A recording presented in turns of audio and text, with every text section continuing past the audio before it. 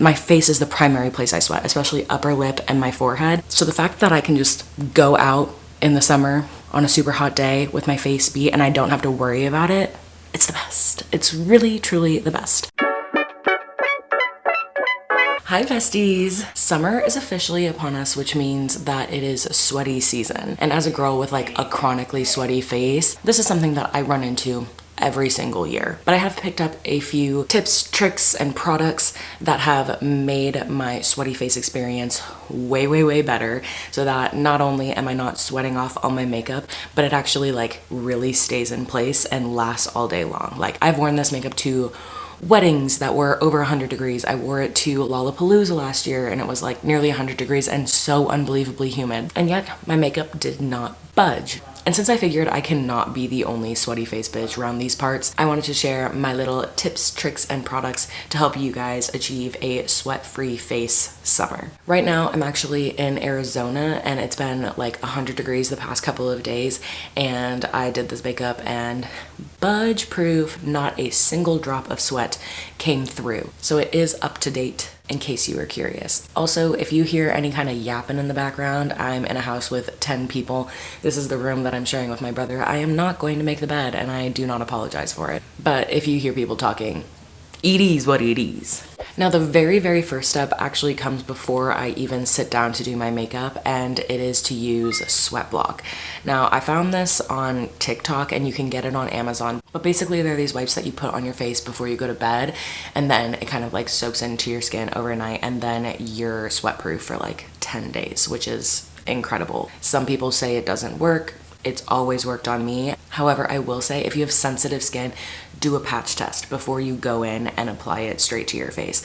Like, maybe try it on your armpit or try it on a small section to make sure that your skin doesn't have a reaction to it. Because even though I don't have sensitive skin, after I apply it and as I'm falling asleep, it's a little spicy on your face. It feels tingly. It kind of feels like you just got some sort of treatment done, but it's basically like attacking all of your sweat glands. I don't know the science behind it. All I know is that it has always worked for me.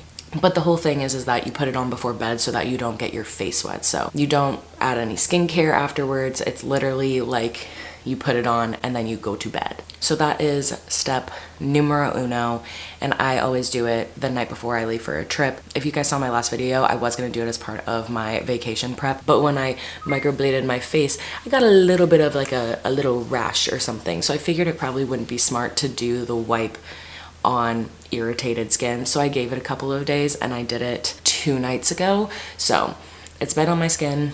It's currently active and working. So now we dive into the actual makeup of it all.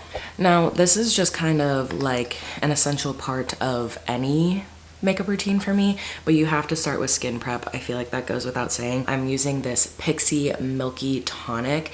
I've gotten a little bit of color on my face. It has jojoba milk and oat, which just makes it really soothing. So I'm gonna apply this to my face first and foremost, just to make my skin a little happy. Okay, I say this in every video that you need to apply SPF, but if you're doing sweat proof makeup, it's probably because you're gonna be in the sun or in a hot climate, which means you're exposed to the sun's UV rays, which only makes SPF that much more important. So I've got my Trader Joe's SPF, I'm mixing it with my Vanicream Daily Moisturizer, and this is just my go-to for a super hydrated and protected base. Take un poquito, mix her together, and apply it to the face.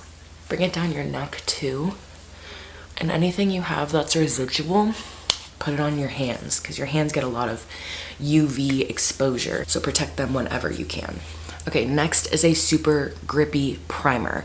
Now, I really like the e.l.f. Power Grip Primer. There's discourse about if it works or not. The milk one is also very good, but just find a primer that you like that is really sticky and that is going to keep your makeup on all the live long day.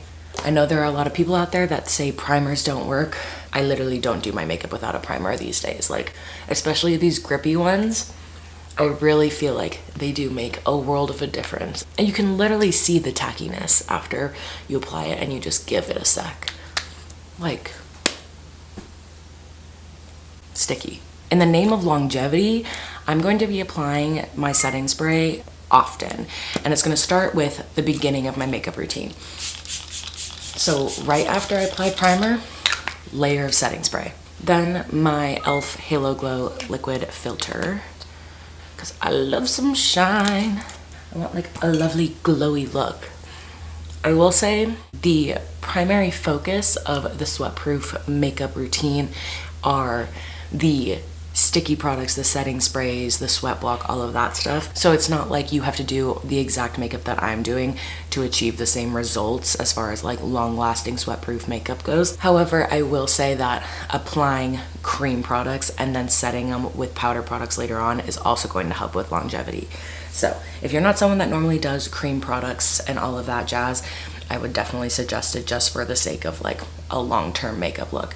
I go way into depth on it in my Back to Basics base video, so you can get all of the products, techniques, and all of that stuff on how I apply my makeup if you go and check out that video. But I'm just gonna kind of like speed round go through everything that I use on my face, starting with some color corrector under my eyes. I don't really have a mirror here, so I'm kind of using the viewfinder. Sorry if I'm not looking right at you. We're rocking with what we got. Cream bronzer. I'm in Arizona for my baby brother's graduation. He's graduating from ASU and we're going to like big family celebration dinner tonight. So I want to turn this look out, you know, for the sake of the family. Peachy cream blush from e.l.f. It's not that peachy. I think I meant to grab a different blush shade and then I went with this one, but honestly I'm not like too mad at it. It's kind of giving like cutie, been out in the sun all day kind of vibes. Can you even tell? It's giving that, I promise. Everyone say hi to brother. Applying my concealer and I'm gonna let it sit while I do my brows. Pretty much my makeup routine on the daily is focused on like maintaining as much longevity as possible. So there's not gonna be a lot different in regards to like how I'm applying things, why I'm applying, compared to that base video that I was talking about. But applying concealer and letting it sit on your face, just make sure that it stays super opaque and will last much longer. I got the sample size of the NARS Creamy Concealer and I think I'm officially running out of the sample, which means I like it and I need to buy the full size. Now, if you wanted more of a full beat type vibe, you could absolutely put on, now you're gonna hear my brother in the shower. I'm so sorry. Like I said, it is what it is. But if you're more of a full beat type girly and you want to put on foundation, I would just put on foundation before you start applying the cream products. I didn't feel like bringing foundation because I didn't want to, but that would definitely make for a nice long-lasting look as well. I'm also gonna put on my voluminizing lip serum from Beauty Bio. I am really into this stuff. I'm gonna let the concealer sit and do my brows really quick and I'll come back when we're ready for the next step. I almost finished my brows and I was like, maybe they would wanna see how I make my brows like long lasting. I just use a normal brow pencil, the Charlotte Tilbury one, which I really like. But then I take the Benefit brow setter and I go in, this is the brow without the gel. And then I back comb against the growth of my brow hairs. So I go backwards and this really coats all of the little hairs so that it's got lots of gel on it. And then I comb up like that, which kind of gives that like laminated sort of look. And then I go on the top and I just kind of comb those hairs down. So that way they're nice and fluffy, but they don't look crazy and out of control. And then if I want some extra like hold to it, I'll take the flat side of the brush and I'll just kind of like press it against the brow hairs to kind of just set it in place like that. I'll do a full brow tutorial eventually, but for now, that's how I secure my brows in place. Okay, back to the base. Going to take more of my setting spray. Douse it, bitch. Then take the Beauty Blender and blend it out. Now this is kind of where I was a bumbling buffoon and I forgot my like powder puff at home when I was packing for Arizona. So I don't have that. I would usually use that to set my cream products in place. But we're just gonna rock with a brush which does the job just fine. I just prefer a powder puff. So before I go in with my powder, I make sure that there are no creases under my eyes. Everything is nice and blended. I saturate my brush with the powder and then evenly distribute it on the brush by going like this and then pat it in like so, like that. I've made the mistake before of going too hard with powder, and if there is any moisture that comes through, if you like wipe it away, then it kind of like does that separation thing where everything moves. My brother's changing. You're doing fine. But if you hear anything, well, they're gonna be able to hear. Anyways, if you put too much in, it can like separate and get weird. So I like to make sure it's evenly distributed and then patting it in, but not going too crazy overboard. We don't need like an insane amount of powder. Focusing on the inner corner of the eye and then bringing it and diffusing outwards from there. Also on the side of the nose to snatch and cut my cheekbone. Okay, powdered. I'm missing a brush. I'm missing a brush. Well, what the heck? Did you take my makeup brush? Yes, I totally did. Give it back. There it is. You tried to hide it from me. Yeah, I definitely did. You sneaky mom. Now I'm gonna set the other cream products, aka bronzer and blush, with the powder products. So, Too Faced Chocolate Soleil bronzer, bronze up the cheeks. When I did my makeup yesterday, it looked so whack, but today is looking good. Picked the right day to film. Bright pink blush. And my fave blush topper, Obvi. You already know. If you've been watching, you already know. The packaging is not indicative of the product inside. It's like Mulan. When will my reflection show who I am inside? Slay, honestly. For eyeshadow, I'm going in with the Urban Decay Primer Potion to help it last longer. I'm gonna be super honest with you guys though. I'm not obsessed with this primer in particular. I used to use the Morphe one and I did like that one for a long time, but I also am really interested to try the Milk makeup one, the eye primer, because it's like the same Hydro Grip technology. And I think that would be really, really nice and like grippy and make it actually stick. Not obsessed with this one, but having a primer is still gonna be better than not having a primer. So I'm applying it, and then I'm just gonna kind of do a basic little eyeshadow look. So I'll do that and come back. There's nothing that you really need to know as far as like making it sweat proof other than I just applied primer to my eyes. So BRB. It's recording now. I wanted to disrupt. That's all Alec here, guys. Oh. Hold your applause. Oh, shh. All right. I'll see you guys later. Eyes are done. Just like a bronzy, easy, glowy kind of look. But next is mascara. And believe it or not, your mascara can be affected by your sweat. So if you think you'll be sweaty, I would recommend either just a really strong holding mascara or a waterproof one.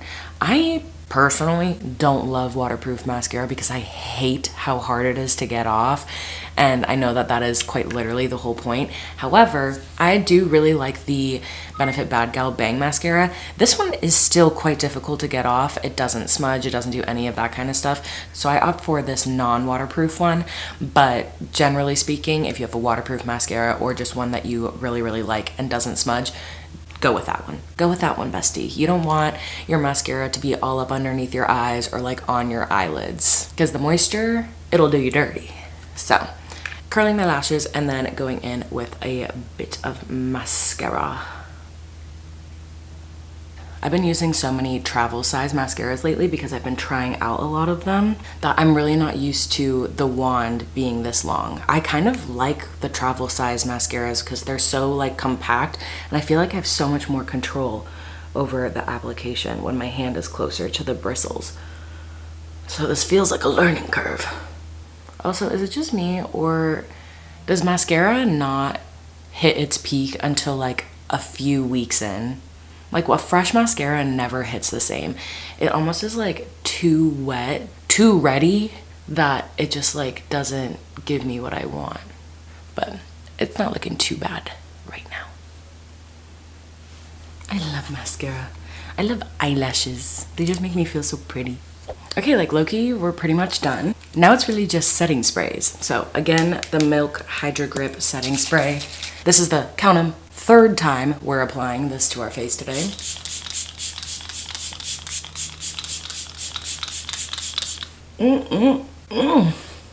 Can't forget to do the little stipple blend. Essential. Again, I don't recommend blending up into the under eyes, but everywhere else is pretty much fair game.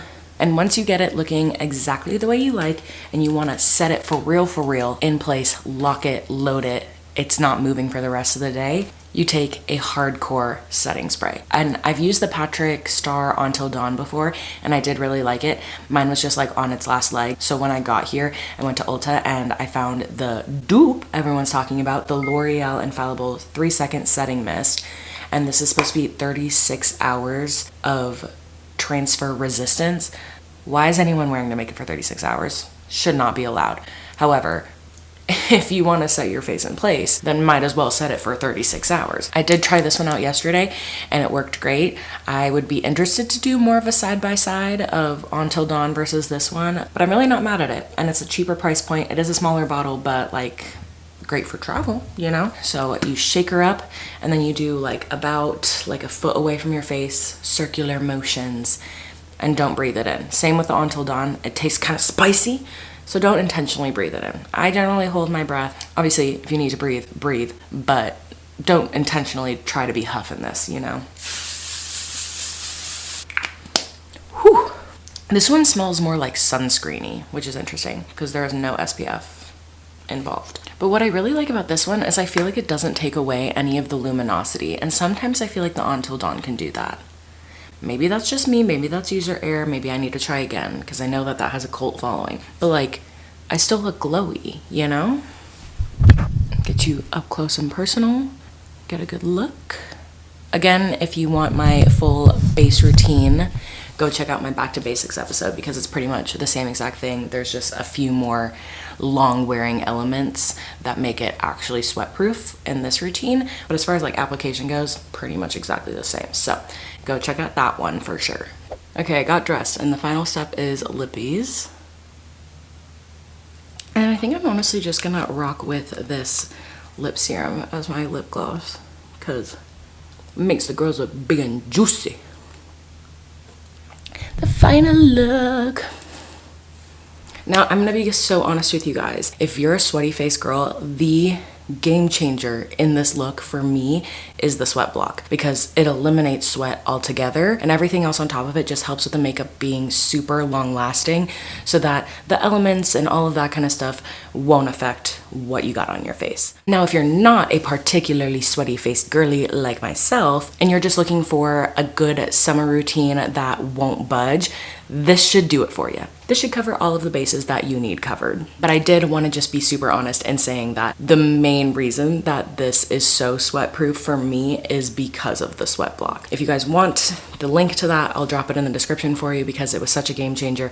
But also proceed with caution, because like I said, it is a little spicy, but well worth it for 10 days of no sweat. Seriously, I mean it, 10 days. I will go to the gym and I won't sweat in my face at all, which is unheard of. I really like, my face is the primary place I sweat, especially upper lip and my forehead. So the fact that I can just go out in the summer on a super hot day with my face beat and I don't have to worry about it, it's the best. It's really, truly the best. So anyways, that's all for this video. Thank you so much for hanging out with me. If you want to get a weekly dose of your beauty bestie sab, then make sure to subscribe, because I post videos on Thursdays and I want you to hang out with me. You can also find me at Beauty Bestie Sab on all the other platforms, and make sure to hit the bell notification button so you can be notified every time I upload a brand new video. You're amazing, you're beautiful, and I literally love you so, so much. Bye. Also, should we do a fit check really quick? Let's do a fit check. Just really quick for the people, for the girlies. The girlies want to see what I'm wearing. The fit. This newly free people skirt is literally everything. Happy graduation, brother. Okay, bye.